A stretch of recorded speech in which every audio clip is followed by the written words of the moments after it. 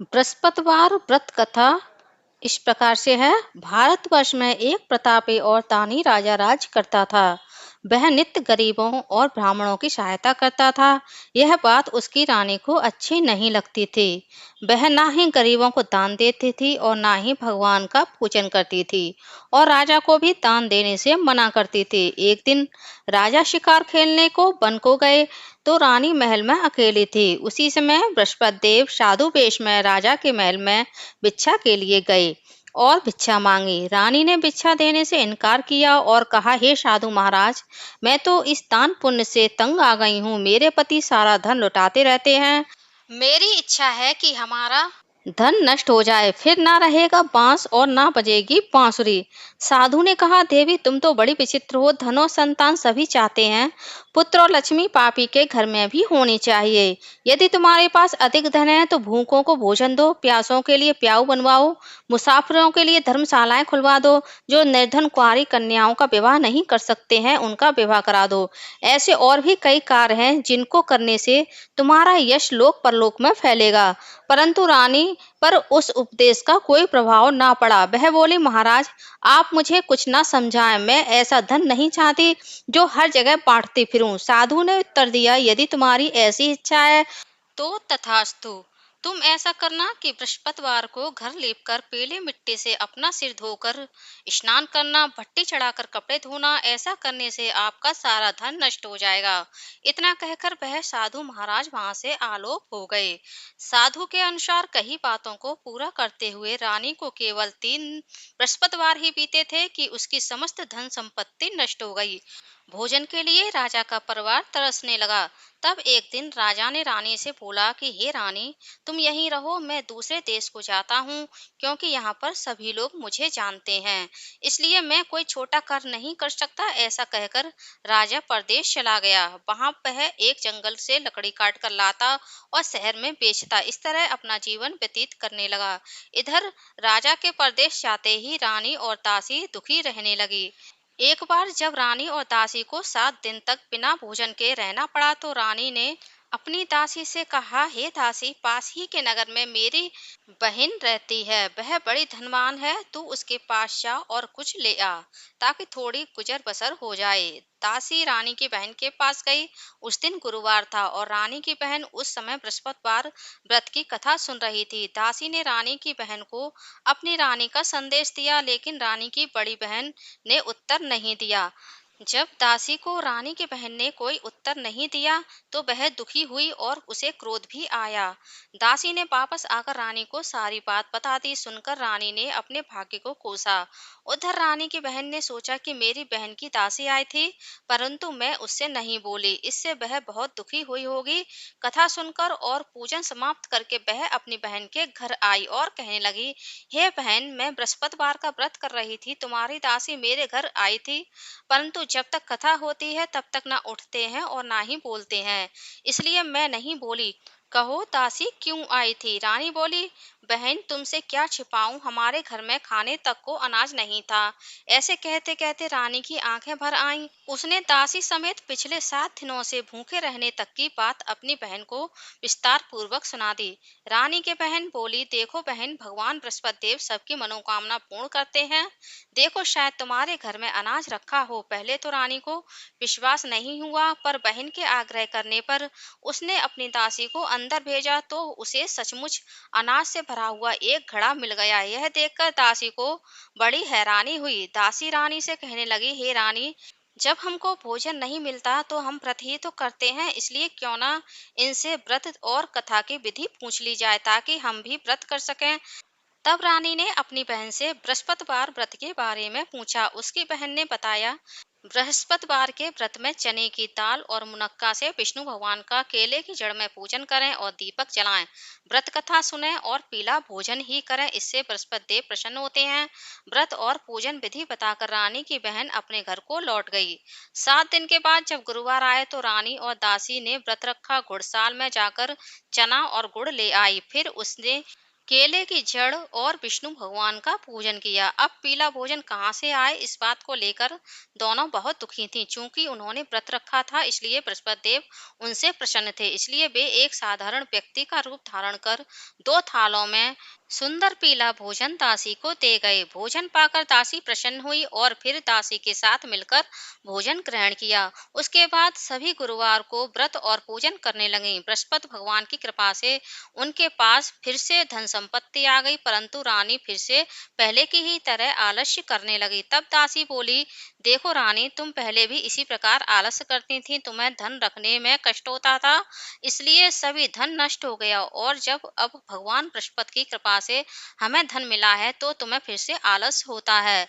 रानी को समझाते हुए दासी कहती है कि बड़ी मुसीबतों के बाद हमने यह धन पाया है, इसलिए हमें दान पुण्य करना चाहिए, भूखे मनुष्यों को भोजन कराना चाहिए और धन को शुभ कार्यों में खर्च करना चाहिए, जिससे तुम्हारे कुल का यश बढ़ेगा, स्वर्ग की प्राप्ति होगी, पितृ प्रसन्न होंगे। दासी की बात मानकर रानी अपना धन शुभ कार्यों में खर्च करने लगी, जिससे पूरे नगर में उसका यश फैलने लगा।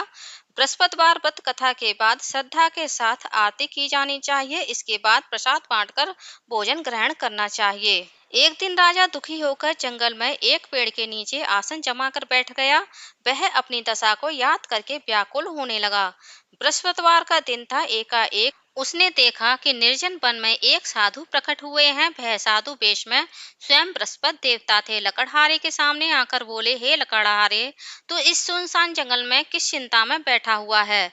लकड़हारे ने दोनों हाथ जोड़कर प्रणाम किया और उत्तर दिया, महात्मा जी, आप तो सब कुछ जानते हैं, मैं क्या कहूँ। यह कहकर रोने लगा और साधु को अपनी आत्मकथा सुनाई। महात्मा जी ने कहा, तुम्हारी स्त्री ने बृहस्पति के दिन बृहस्पति भगवान का निरादर किया था, जिसके कारण रुष्ट होकर उन्होंने तुम्हारी यह दशा कर दी है।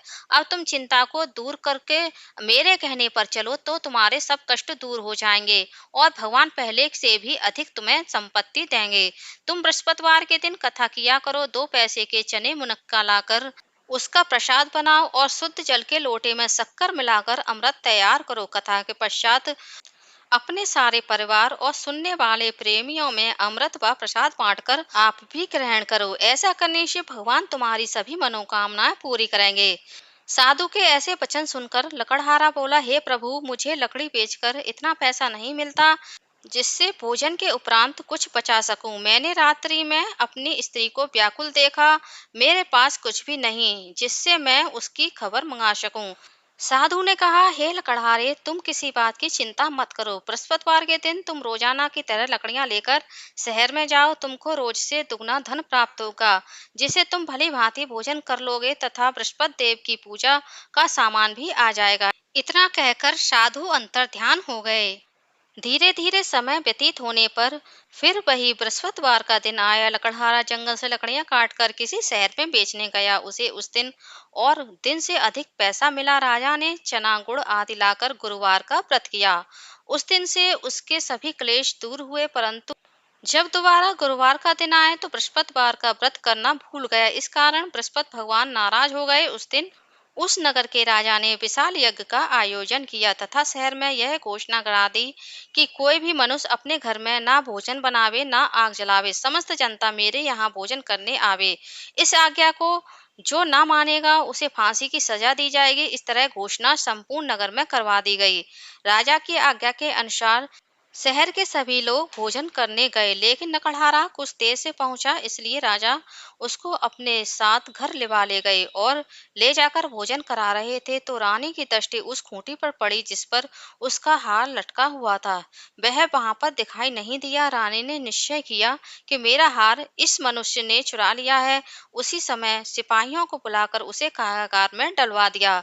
जब लकड़हारा कारागार में पड़ गया तो बहुत दुखी होकर विचार करने लगा कि ना जाने कौन से पूर्व जन्म के कर्म हैं जो मुझे इस प्रकार दुख प्राप्त हुआ और उसी साधु को याद करने लगा जो कि जंगल में मिला था। उसी समय तत्काल बृहस्पति देव साधु के रूप में प्रकट हुए और उसकी दशा को देखकर कहने लगे, अरे मूर्ख, तूने बृहस्पति देव की कथा नहीं करी, इस कारण तुझे दुख प्राप्त हुआ है। अब तू चिंता मत कर, बृहस्पतिवार के दिन कारागार के दरवाजे पर 4 पैसे पड़े मिलेंगे, उनसे तू बृहस्पति भगवान की पूजा करना, तेरे सभी कष्ट दूर हो जाएंगे। बृहस्पतिवार के दिन उसे 4 पैसे मिले। लकड़हारे ने कथा करी। उसी रात्रि को बृहस्पति देव ने उस नगर के राजा को स्वप्न में कहा, हे राजन, तूने जिस आदमी को कारागार में बंद किया है वह निर्दोष है, वह राजा है, उसे छोड़ देना। रानी का हार उसी खूंटी पर लटका है, अगर तू ऐसा नहीं करेगा तो मैं तेरे राज्य को नष्ट कर दूंगा। इस तरह रात्रि के स्वप्न को देखकर राजा प्रातःकाल उठा और खूंटी पर हार देखकर लकड़हारे को बुलाकर क्षमा मांगी तथा लकड़हारे को योग्य सुंदर वस्त्र आभूषण देकर विदा कर दिया। बृहस्पति देव की आज्ञा के अनुसार लकड़हारा अपने नगर को चल दिया। जब राजा अपने नगर के निकट पहुंचा तो उसे बड़ा आश्चर्य हुआ। नगर में पहले से अधिक बाग, तालाब, कुआं और बहुत सी धर्मशालाएं, मंदिर आदि बन गई हैं। राजा ने पूछा, यह किसका बाग है और धर्मशाला है? तब नगर के सब लोग कहने लगे, यह तो सब रानी और बांदी के हैं। तो राजा को आश्चर्य हुआ और उसे गुस्सा भी आया। जब रानी ने यह खबर सुनी कि राजा आ रहे हैं तो उन्होंने बांदी से कहा कि हे दासी, देख, राजा हमको इतनी बुरी हालत में छोड़कर गए थे, हमारी ऐसी हालत देखकर वह लौट ना जाए, इसलिए तू दरवाजे पर खड़ी हो जा। आज्ञा अनुसार दासी दरवाजे पर खड़ी हो गई। राजा आए तो उन्हें अपने साथ लिवा लाई। तब राजा ने क्रोध करके अपनी रानी से पूछा कि यह धन तुम्हें कैसे प्राप्त हुआ? तब उन्होंने कहा, हमें यह सब धन बृहस्पति देव के इस व्रत के प्रभाव से प्राप्त हुआ है। राजा ने निश्चय किया कि 7 रोज बाद तो सभी बृहस्पति देव का पूजन करते हैं, परंतु मैं प्रतिदिन दिन में 3 बार कहानी कहूंगा तथा रोज व्रत किया करूंगा। अब हर समय राजा दुपट्टे में चने की दाल बंधी रहती तथा दिन में 3 बार कहानी कहता। एक रोज राजा ने विचार किया कि चलो अपनी बहन के यहाँ हो आवें। इस तरह निश्चय कर राजा घोड़े पर सवार हो अपनी बहन के यहाँ चलने लगा। मार्ग में उसने देखा कि कुछ आदमी एक मुर्दे को लिए जा रहे हैं। उन्हें रोककर राजा कहने लगा, अरे भाइयों, मेरी बृहस्पति देव की कथा सुन लो।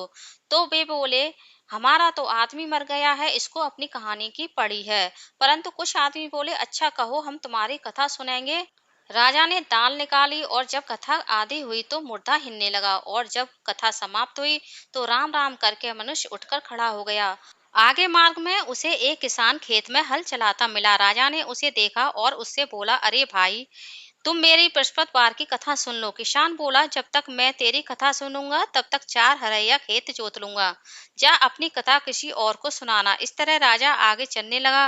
राजा के हटते ही बैल पछाड़ खाकर गिर गए तथा किसान के पेट में बड़ी जोर से दर्द होने लगा। उस समय उसकी माँ रोटी लेकर आई। उसने जब यह देखा तो अपने पुत्र से सब हाल पूछा और बेटे ने सभी हाल कह दिया। तो बुढ़िया दौड़ी दौड़ी उस घुड़सवार के पास गई और उससे बोली कि मैं तेरी कथा सुनूंगी, तू अपनी कथा मेरे खेत पर चलकर ही कहना। राजा ने बुढ़िया के खेत पर जाकर कथा कही, जिसके सुनते ही बैल उठ खड़े हुए तथा किसान के पेट का दर्द भी बंद हो गया। राजा अपनी बहन के घर पहुंचा। बहन ने भाई को खूब मेहमानी की। दूसरे रोज प्रातःकाल राजा जागा तो वह देखने लगा कि सब लोग भोजन कर रहे हैं। राजा ने अपनी बहन से कहा, ऐसा कोई मनुष्य है जिसने भोजन नहीं किया हो? मेरी बृहस्पतिवार की कथा सुन ले। बहन बोली, हे भैया, यह देश ऐसा ही है, यहाँ लोग पहले भोजन करते हैं, बाद में अन्य काम करते हैं। अगर कोई पड़ोस में हो तो मैं देख आऊं। वह ऐसा कहकर देखने चली गई, परंतु उसे कोई व्यक्ति नहीं मिला जिसने भोजन ना किया हो। अतः वह एक कुमार के घर गई जिसका लड़का बीमार था। उसे मालूम हुआ कि उसके यहाँ 3 रोज से किसी ने भोजन नहीं किया है। रानी ने अपने भाई की कथा सुनने के लिए कुमार से कहा। वह तैयार हो गया। राजा ने जाकर बृहस्पतिवार की कथा कही, जिसको सुनकर उसका लड़का ठीक हो गया। अब तो राजा की प्रशंसा होने लगी। एक रोज राजा ने अपनी बहन से कहा कि हे बहन, हम अपने घर को जाएंगे, तुम भी तैयार हो जाओ। राजा की बहन ने अपनी सास से कहा। सास ने कहा, हाँ चली जा, परंतु अपने लड़कों को मत ले जाना, क्योंकि तेरे भाई के कोई औलाद नहीं है। बहन ने अपने भैया से कहा, हे भैया, मैं तो चलूंगी पर कोई बालक नहीं जाएगा। राजा बोला, जब कोई बालक नहीं जाएगा तो तुम ही जाकर क्या करोगी?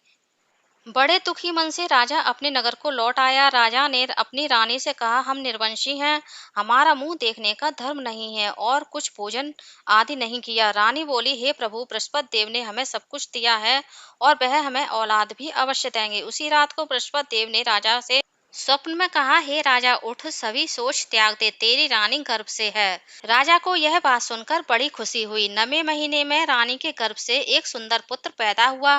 तब राजा बोला, हे रानी, स्त्री बिना भोजन के रह सकती है पर बिना कहे नहीं रह सकती है। मेरी बहन जब आवे तो तुम उससे कुछ मत कहना। रानी सुनकर हाँ कर दी। जब राजा की बहन ने यह शुभ समाचार सुना तो वह बहुत खुश हुई तथा बधाई लेकर अपने भाई के यहाँ आई। तभी रानी ने कहा, घोड़ा चढ़कर तो आई नहीं, गधा चढ़ी आई। राजा की बहन बोली, भाभी, मैं इस प्रकार ना कहती तो तुम्हें औलाद कैसे होती। बृहस्पति देव ऐसे ही हैं, जैसी जिसकी मनोकामनाएं होती हैं सभी पूर्ण करते हैं। जो सद्भावना पूर्वक बृहस्पतिवार का व्रत करता है एवं कथा पढ़ता है अथवा सुनता है और दूसरों को सुनाता है, बृहस्पति देव उसकी सभी मनोकामनाएं पूर्ण करते हैं। बोलिए बृहस्पति भगवान की।